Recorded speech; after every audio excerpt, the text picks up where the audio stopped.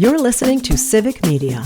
You can tune into any of our live shows on any radio station across the state with the Civic Media app. Find us in your phone's app store and listen anytime, anywhere.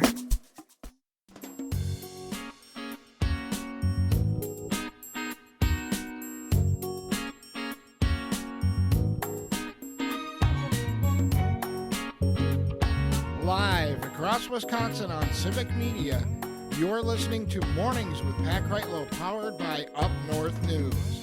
Now, from our Lake Wissota studio, here is the founding editor of Up North News, Pat Kreitlow.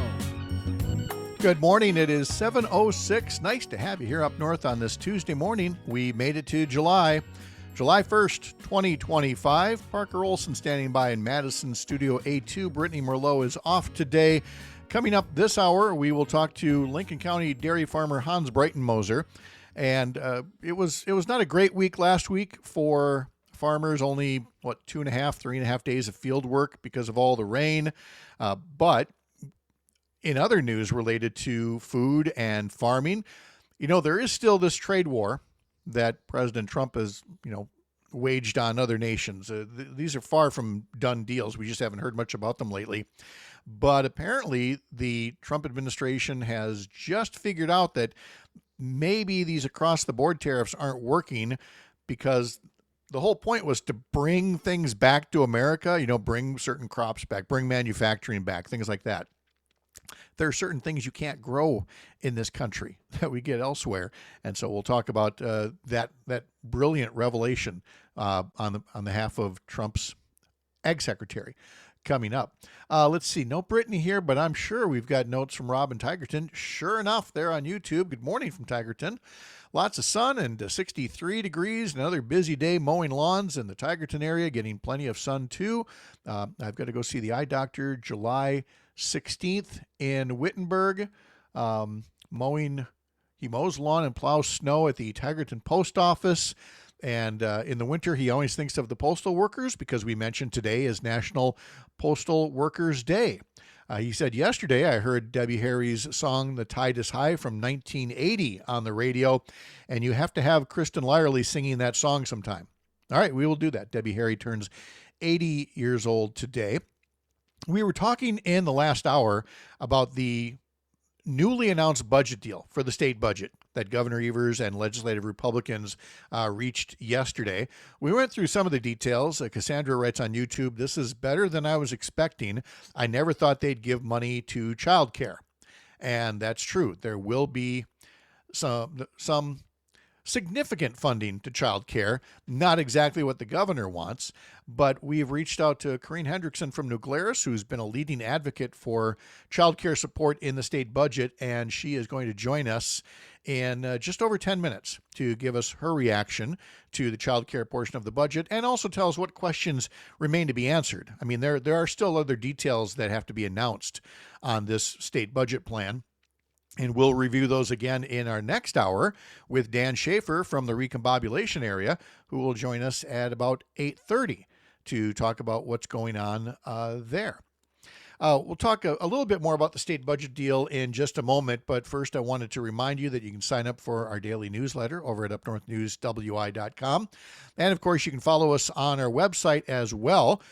One of the website feature articles this week is about swimming in the summertime and some common Wisconsin lake hazards.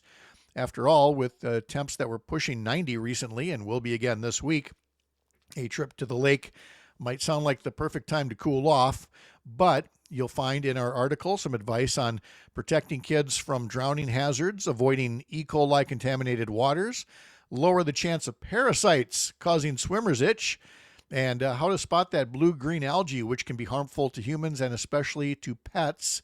Search for lake hazards on our website to find the article, and make sure to check out the link at the bottom of the article to one of our top weekend road trip stories, 7 great places to see waterfalls around Wisconsin. Parker, you ever, in all your swimming and beach time, ever get swimmer's itch? I am not much of a swimmer at all, Pat, actually. So no. Okay. Can't say I've had the itch. I haven't. I had it like 2 times as a kid, maybe at ages 9 and 10 or something like that.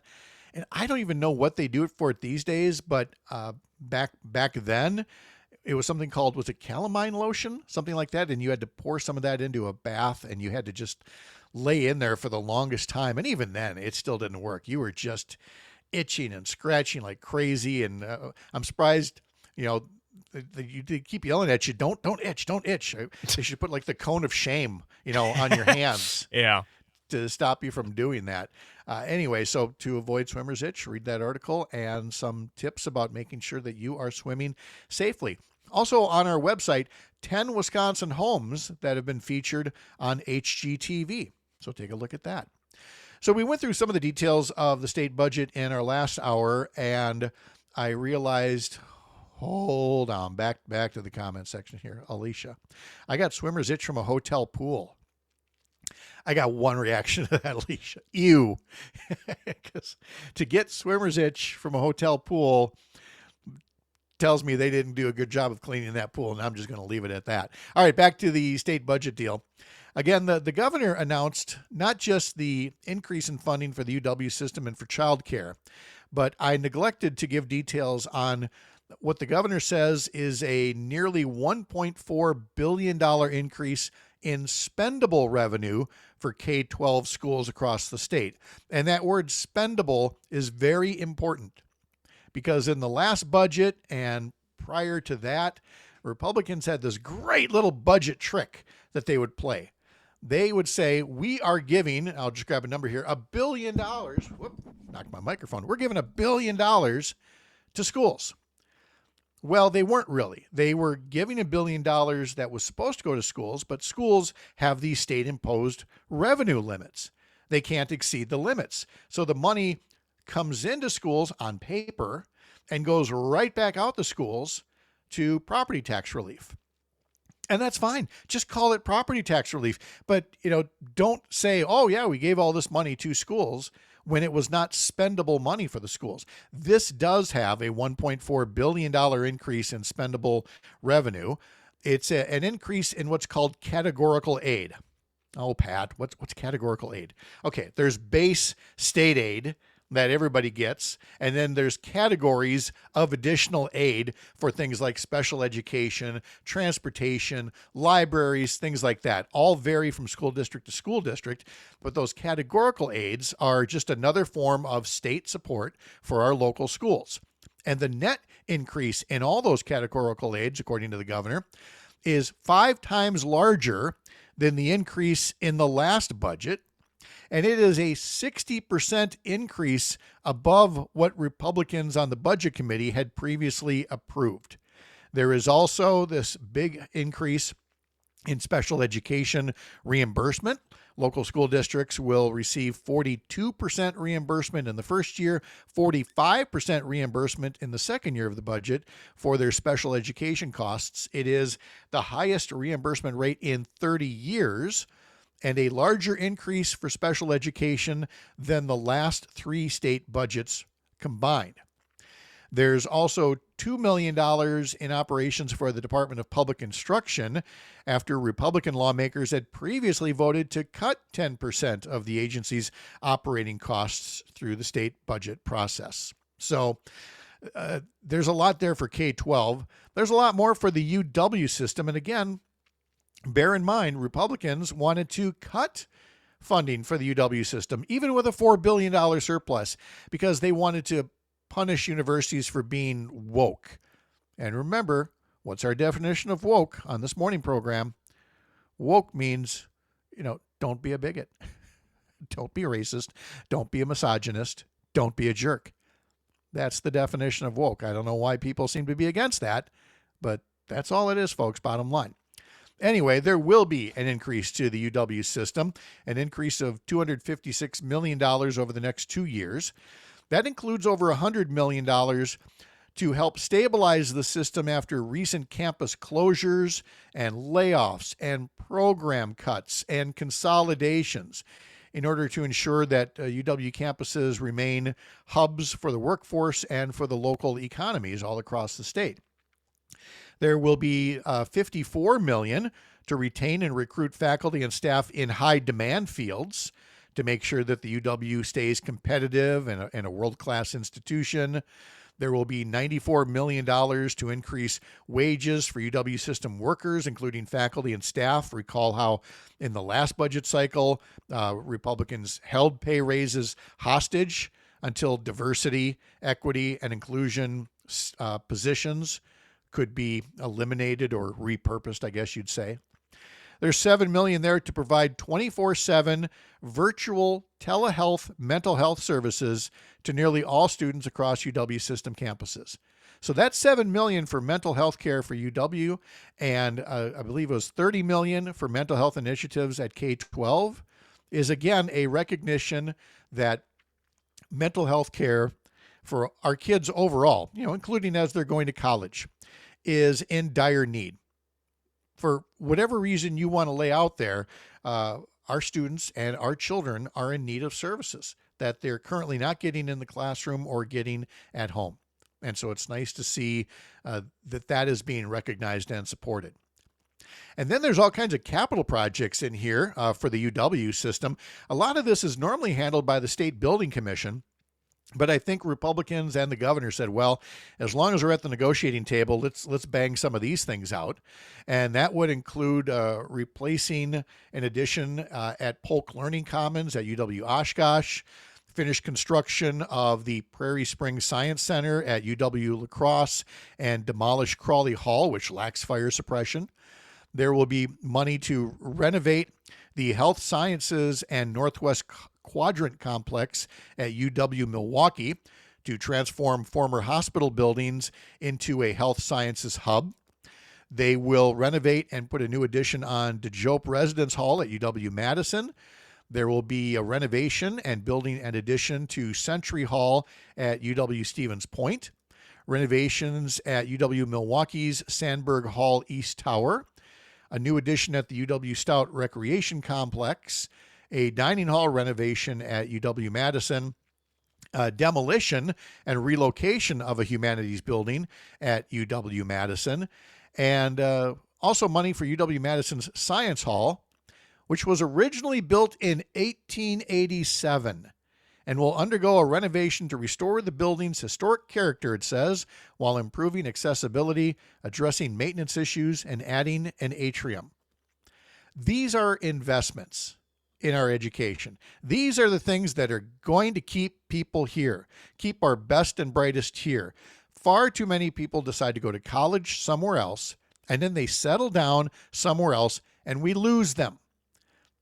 If we don't make investments like that, we continue to lose them. The amount of people inflow coming in, people like me, who came from Minnesota, went to UW-Eau Claire, married a cute farmer's daughter from Manitowoc, and settled here, that number's a lot lower. We need to be improving that number, but you're not going to do it if you're punishing education and higher education in the state. So, again, you have to tip your cap to Governor Tony Evers for dragging some Republicans kicking and screaming toward the realization that we're paying these tax dollars. Let's make the investments that are going to grow the economy, and you do that by attracting our young people, attracting our best and brightest, attracting people from other states, and not continually trying to drive them away. All right, we've got two guests to squeeze in our next segment. Some of you will get a local update. Others are going to visit quickly with Dan Hagan from Newswatch 12 in Rhinelander and Corrine Hendrickson to talk about child care counts and support for it in the next state budget. Live from Lake Wissota, I'm Pat Kreitlow. This is the Civic Media Radio Network.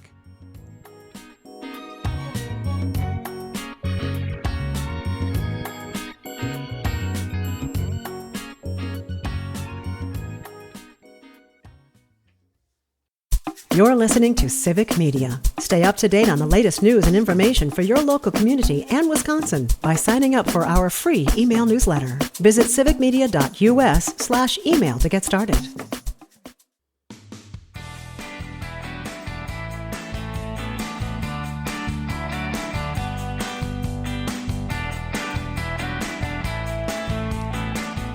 The Milwaukee Brewers were off yesterday. They are in New York to take on the Mets. 3-night games tonight, tomorrow, and Thursday evening.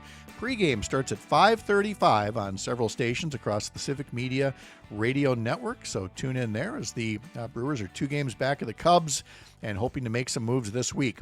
All right, we will visit with Dan Hagan from Newswatch 12 WJFW in Rhinelander in just a bit, and then we'll hold him over the break to visit with Hans Breitenmoser as well, coming up after 7:30's Midwest Farm Report. But first, let's check in with Corrine Hendrickson from New Glarus, a child care provider, a leading voice on making sure that state and federal funds don't run dry to support child care providers. The pandemic relief funding is running out, and folks were looking for state support. Republicans didn't want to give it, but Corrine, it's in there. $110 million broken up in a few different ways. And I know that you've only just seen parts of this budget deal, but thanks for joining us. And what are your very first impressions until you learn more? So I am happy we got $110 million. That is huge. However, the fact that it's only for the first year is decimating, and it's going to be a huge problem next year. And the reason for that is it continues the status quo. So we still are not going to be able to hire teachers. We're not going to be able to raise wages. We're not going to be able to make the improvements that we needed. And that's why we asked for more. And secondly, this money will run out then in June of 2026. The way our legislative calendar runs is that next March, they gavel out to go campaign, which means there is zero chance of us getting any dollars until they come back in January. And it will be facing the exact same thing we are right now, only we'll be more tired. So the few chats I've had this morning with some people is many of them were thinking about retiring for family childcare, and we're going to hold on for like 2-3 more years if we got the funding. However, now that it's only 1 year, they will be done next year. I talked to people who have young children of their own in family childcare, and they were going to try and stick it out. It would have stayed. Once their youngest went to school, they will now be done next summer. So all we're doing is pushing it down the road a year. I wonder if, and I have no information that tells me one way or the other, but I wonder if in doing this, like you noted, they will gavel out probably in March of 2026 and go campaign. But they're going to have to campaign on the issue of child care funding that just ran out. And I wonder if that actually doesn't increase the pressure that somewhere between next January and next March, they throw another supplemental amount in there. Again, it's not nearly the stability of putting the budget in, but it does seem like an interesting opportunity to pressure some of these lawmakers early next year as well.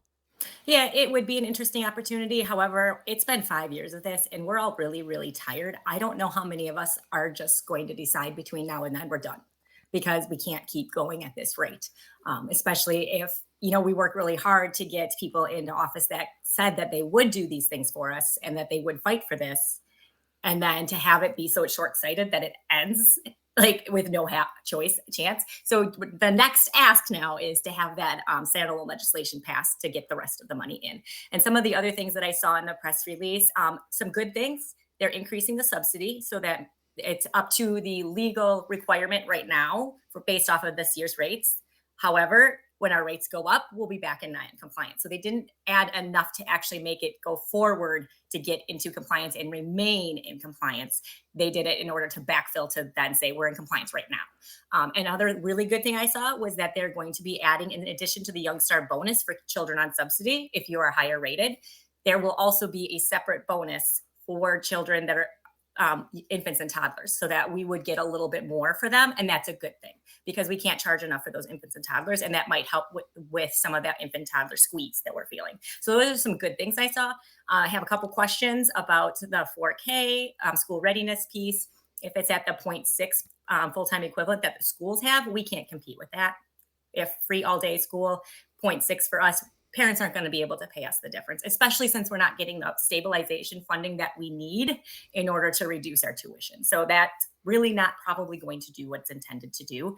I have some major concerns about the ratios changing, pilot programs, and the devil's in the details. I have asked. I got a little bit of clarification from the Department of Children and Families, but they know about what we do. They haven't seen the language, so they don't actually know.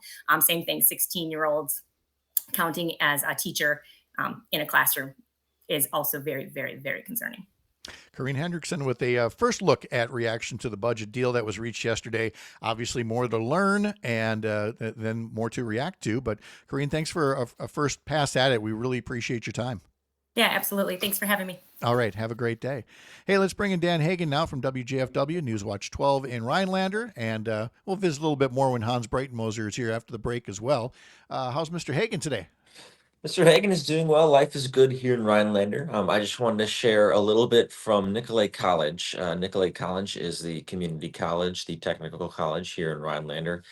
And we did a story with them about how they could be affected by this one big, beautiful bill. So in the House version of the bill, um, they have changed the language for Pell Grants, and that Pell Grants would only be applicable to people who are attending college full time. And many, probably most, nearly all of the students in Nicolay College are attending part-time because they have jobs and families and that sort of thing. So that is just one thing that we're looking out for right now, because that would be pretty much most of their students. Yeah, I recall seeing that there was a lot of controversy about the Pell Grant language, and I was just looking quick to see if I've seen any update on it, and I have not yet. What I have seen is that they have actually stopped voting in the Senate. They're just doing a pointless roll call, still trying to get the vote of Alaska Senator Lisa Murkowski, because their first, little sweetheart deal fell through, so they're trying something else. Must be a nice gig to have, if you can get it, trying to get your arm twisted, for a budget deal. But you got to watch out for the Pell Grant recipients there. And I don't know if they're going to do that. Dan, hang around. Thanks for your patience. Sure. I know you're dying to get out there and go. Is it snowshoeing? You had snowshoe softball before. So right? roller skiing. The roller Birkebeiner is skiing. only 200 days away, so I got to stay trained. Of course you do. All right. So he's going to be back after the break along with Lincoln County dairy farmer Hans Breitenmoser. That's all coming up next here on these mornings, powered by Up North News on the Civic Media Radio Network. I'm Pat Kreitlow.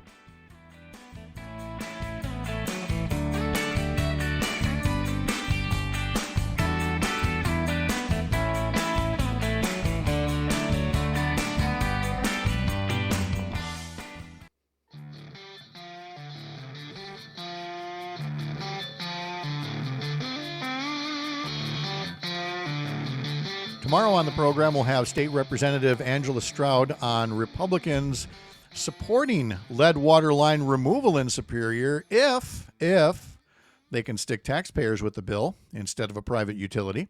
We'll also have our climate check with Melissa Baldoff. You're going to love this one. I think Hans should come back for this one. Solar panels in farm fields. Oh, you heard us talk about this with John and Gordy yesterday. Solar panels in farm fields on electric-powered tractors so that the cows can stay under the shade of the panel as it slowly rotates through the field where they're grazing.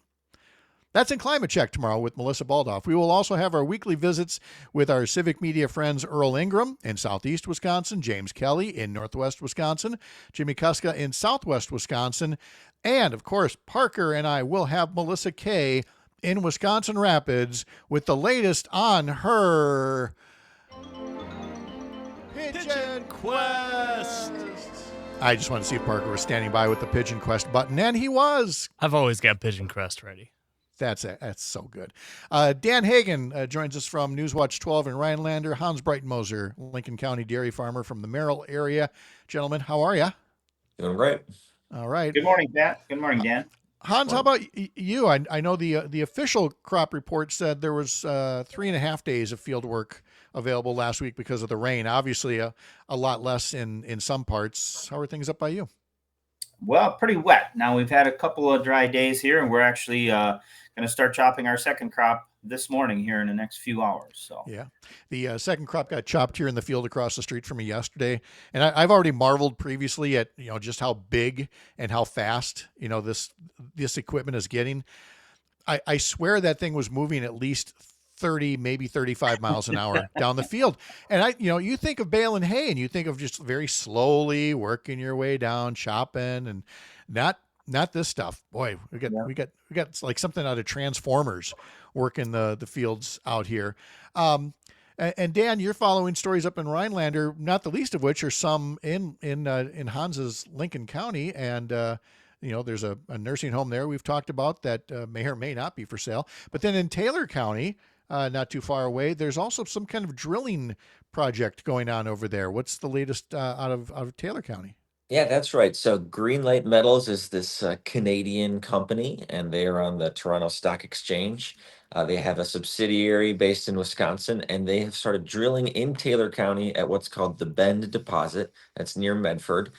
And there is a lot of gold and copper at that deposit. The issue that is, however, it's using like non-ferrous metallic mining. Um, and more or less, this releases a ton of sulfuric acid. So there's a reason why there is a moratorium on this kind of mining for a long time. That moratorium has been lifted. So this kind of exploratory drilling is the first step toward opening a mine. Potentially so. And it was a mining moratorium that Tom Tiffany was very instrumental in lifting and exposing this area to all of those harms from, that exact kind of drilling. And not just creating a mine, but I mean, just the experimental drilling itself has potential to cause harm to the groundwater. So it's why people are concerned even about the test drilling that's going on right there. And Dan, of course, is following that out of Rhinelander. Hans, I know you're following things with the Pinecrest Nursing Home sale. We were talking about the county board maybe putting it up for sale. This is not yet a done deal. Well, I don't know. I mean, it ain't over till it's over. The county board here in Lincoln County sold the nursing home once before, and then that deal fell through after the fact. The county board voted again in favor to sell here to a different company more recently, and that vote went through as a simple majority vote. Now, some people are saying that there should have been a 2/3 vote to make that happen, since it happened outside the regular budget process. But the people in Lincoln County are just concerned about losing our nursing home and losing control of our nursing home. When we ran it ourselves, or when we partnered with North Central Healthcare to run the operations there, we at least had some control over it. And my argument against selling it, one of them, is that once it's sold, we simply lose all control. And the company that has purchased it now, they've got about 340 of these facilities all over the United States. And my argument was, look, even if the people who own this company now are super, and they're going to treat residents well and treat employees well, and so forth and so on. I said, this is big business, and there's no guarantees. I mean, we could see a different ownership, have the thing bought out by a different company in a couple years from now, and have the wheels really fall off. So it's confusing to me as to why the county board is choosing to try and sell a nursing home that's a 5-star facility that's been doing great financially the last couple of years. It's taking care of our residents and keeping the promise that we've had, the deal that we've had for 70 years in Lincoln County is, if you work hard and you do the right thing, we'll have a place for you when you get old. So I can see why Dan and everybody at Newswatch 12 is following a story like this, Dan. It's got real human impact. And again, that whole notion of, the benevolent corporation that will always be benevolent, or will it be? I'm sure, Dan, you get reaction every time you do a story about this issue. Yeah, no, certainly. And I just want to ask you one thing, Hans. You said it's doing well financially, but we keep hearing that it's losing the county $1 million+ every year. So what do you mean by it's doing good financially? Well, it's been self-sustaining for the last, I don't know, like year and a half, 2 years. When I was on the county board years ago, it was, there was tax levy dollars that needed to keep it afloat. There's no doubt about that. And we partnered with North Central to help, improve efficiencies and so forth. North Central Healthcare is a consortium Lincoln County works with already. And so it seemed like a good fit. And things turned around. It took a little while, but things turned around. But what I find interesting too, Dan, is that, when through a survey that was done in Lincoln County, when people were asked, would you be willing to help support the nursing home if need be? The resounding answer was yes. So people in Lincoln County are looking at their nursing home and saying, yeah, even if it costs us a couple bucks, we're willing to keep this thing afloat. Because we see it as important, and we understand that if we no longer have control over it, we might not have a nursing home at all. And what does that mean for us in terms of when your elderly parents or what have you have to go to a nursing home? Do you want to place them 2 hours from your house? What does that look like? We've got an ideal situation here, but what we also have, I think, is a majority of county board supervisors who came into their role as county board supervisors with sort of this hell-bent philosophical notion that if government shouldn't be involved in anything. And they've been unwilling to look past that and look at the facts here on the ground with our particular situation and see that we've got something special here that we should be hanging on to. And in doing so, we create the economy that goes along with it. We can, there's 200 people roughly that work at Pinecrest Nursing Home. If Mega Corporation Incorporated decides that these dots on their little balance sheets and spreadsheets aren't working out very well from their perch on Wall Street, and they say, yeah, it's time to pull the pin in Merrill, 200 people lose their jobs, and we don't have anything to say about it. To me, it's just poor management. And Pat, you can cut me off if you'd like, but I think the argument from the other side, I heard from Ken Wickham, a county board chair, is, this has been an issue for a long time. A lot of these county board members were up for re-election. They got re-elected, even though their stance on Pinecrest was clear. So what would you make of that argument that they were elected, they can make decisions for the people? Well, I mean, I agree with that to a point. And I'm not, having been on the county board for 10 years, I don't think that, the board should rush to referendum for every 98-cent detail. Yes, you have to put your big boy pants on and make some decisions for your constituents. But one of the things with Pinecrest is it's such a big deal. It's such a big deal in our community. And so many people ask so often, just put it to a referendum, so we can get the input from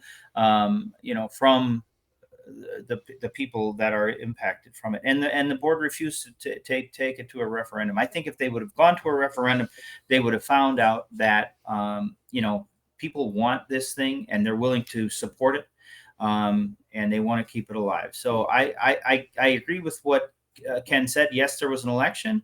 But there's also plenty of evidence to suggest that this is something that people wanted more input on.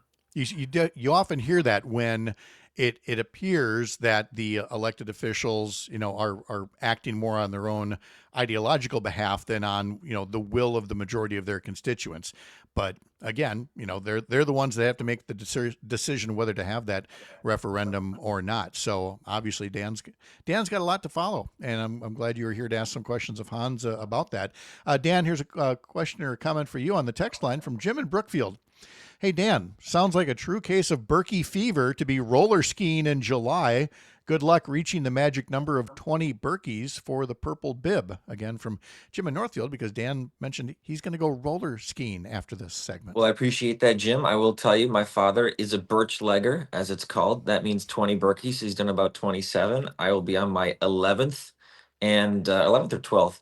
And, you gotta keep staying active. I just was notified I got dropped a wave. I've been in wave 2 for a year, but my time was too slow, so I got bumped down to wave 3. The goal is to get back up, so putting in the work now. That's why you lift those weights now. Got to be ready for it. That's right. Dan Hagan, you can follow what he's doing over at Newswatch 12 in Rhinelander. The man's got to get his roller skis on. Thanks for sticking around a little bit longer, Dan. We appreciate it. Of course. Good to see you, Pat. Good to see you, Hans. All right. Take care now. Thank you, Dan. Hans, I wanted to take a moment with you to talk about the president's trade war, which is still ongoing, even though we don't talk about it quite so much. But specifically this, from the U.S. Secretary of Agriculture, Brooke Rollins, has told the Wall Street Journal the Trump administration may consider granting tariff exemptions for goods that are difficult to produce domestically in the United States, like cocoa beans or coffee. Currently, these products are subject to comprehensive tariffs, which have led Democrats to criticize Republicans for driving up consumer costs. In an interview, Rollins says, everything is still under discussion at this stage. I believe that for certain products we cannot produce domestically, it's important to fully understand the situation and develop a comprehensive strategy that supports all of these goals. Do you feel congratulations are in place and in order for the Trump White House for discovering the 1920s era song, "Yes, we have no bananas"?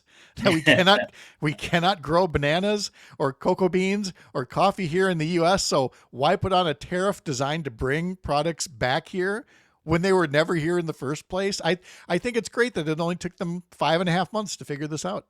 Yeah. So I mean, that just gives me an abundance of hope, Pat. Because if 5.5 months is all that took, then I can hardly wait to see what the next 5.5 months will bring.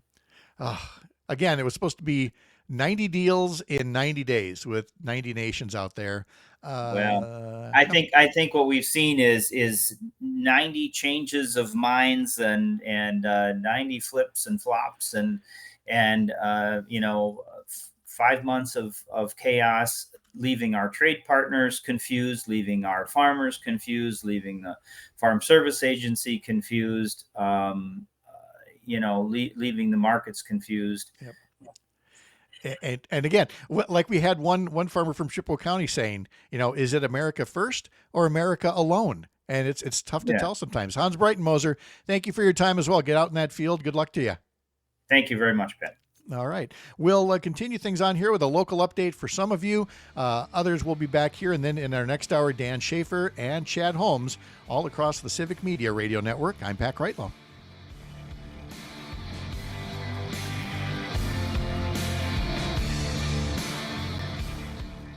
You're listening to Civic Media. Find the latest news, information, and archives of all your favorite shows on the Civic Media website, civicmedia.us.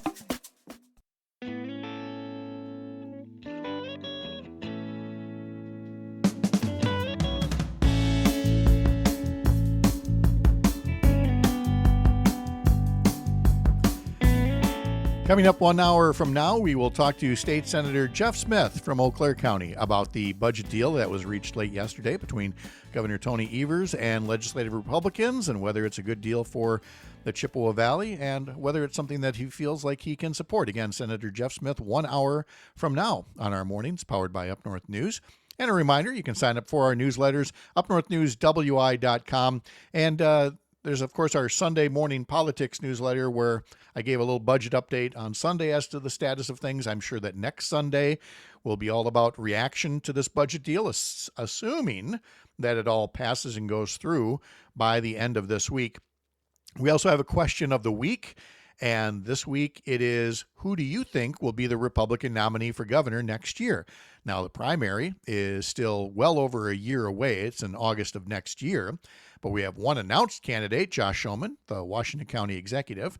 You have two people you remember, you know them, you love them. They're interested in running for governor again, maybe. Tim Michels and Eric Hovde. Will it be one of those three? Will it be some other person who's currently in elected office, like Congressman Tom Tiffany? Or our fifth choice, will it be just some other rich guy that assumes he can come in with his checkbook and run for governor? So that's our question of the week. You can get that fresh on Sunday mornings by signing up for our Sunday mornings newsletter at upnorthnewswi.com. And remember, if you can't listen to us live, take us along with you on demand through Spotify or Apple. We would love to have you as a subscriber. It doesn't mean you have to listen to it every day, but it's just nice to have you think of us amongst all the other podcasts that you're subscribing to, that you might want to catch one of ours. So again, head over to Spotify and subscribe. The Wisconsin Supreme Court has put out a notice that tomorrow it is going to release a decision on the 1849 law that some folks believe constitutes a statewide abortion ban. You'll recall that 3 years ago, when the U.S. Supreme Court repealed Roe v. Wade, and when a radical set of right-wing justices threw the issue back to the states, all 50 states had to look at what was on the books 50 years earlier, right before Roe v. Wade codified a woman's right to control her reproductive health. Well, in Wisconsin, part of that was a law from 1849 in some very arcane language. Legalese for 1849, which is even more arcane than legalese from the present day. And I recall reading through it at first and thinking, this isn't an abortion ban. This is about feticide. And I hate to say it, and I know it's a delicate subject, but there have been, plenty of instances where a pregnant woman was beaten by somebody hoping to induce an abortion, and that this law is about that. But some people construe it as an abortion ban. Abortion was not on anybody's radar in 1849, not in the way it is right now with so much political zealotry. And sure enough, once it got into a court challenge, a Dane County judge looked at it and said, that's exactly right. This is not an abortion ban. This is a feticide law. But it's been appealed to the Wisconsin Supreme Court, and tomorrow they're going to release their determination of the status of that 1849 law. They heard oral arguments back in November. So the state budget deal is the big news of today. The 1849 law decision by the Supreme Court of Wisconsin is going to be the big news tomorrow. Coming up on our website today, upnorthnewswi.com, will be an article about what happens when the state budget is late. Now, again, there was a deal reached late yesterday, but the new budget was supposed to start today. Today is the start of the new fiscal year. What happens? Well, in Wisconsin, it's a little bit different than in other states. There are some states that go into partial shutdowns. There are some states where government operations are stripped down to the very basics and non-essential state workers are furloughed. That's not necessarily the case here, and the article will include comments from State Senator Kelda Roys. I interviewed her yesterday afternoon when I was filling in for Todd Alba on his conveniently named Todd Alba show, and she talked to us about the things that needed to be in a budget deal, which of course included child care, UW funding, and making up for years of underfunding public schools. She feared that there would be a budget deal otherwise, where she said, quote, it would continue this horrible cycle where our schools get shortchanged and then property taxpayers have to raise their own taxes to make up the difference to keep our school doors open.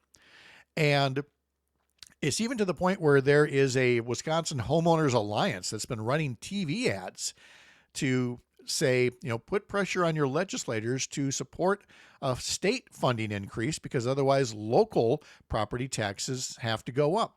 And it seems like more folks are starting to realize that. And that's probably what has led to the budget deal that was announced yesterday. And we're going to talk to Dan Schaefer much more about that coming up. One other budget detail that I'm going to be looking at deals with crime victims and the funding that goes to support them, because the Joint Finance Committee last week approved $20 million in grants for organizations that serve crime victims. $20 million. The State Department of Justice was asking for about $67 million to make up for continued cuts in federal funding that help out with crime victims. There's a lot that's done there to help pay for a broad range of services for crime victims. There's domestic violence shelters. There are crisis hotlines. There are programs that help crime victims figure out how things are going to work in the court system. And sometimes the money comes from fines and fees when people are convicted of federal charges, but that federal funding has been unstable. And so Attorney General Josh Kaul was hoping for $67 million. Joint Finance said $20 million. He was blasting them at that decision on Monday. I have not seen whether the funding for crime victims is improved in this budget deal that came out yesterday. I'll take a look during the 8 o'clock news, and we'll see if we can't shine a little light on that portion of a very big budget deal that was reached yesterday. All right, Dan Schaefer's coming up in our next hour along with Chad Holmes. First, a reminder, sign up for those newsletters, plural. Head to our homepage, upnorthnewswi.com. I'm Pat Kreitlow. This is the Civic Media Radio Network.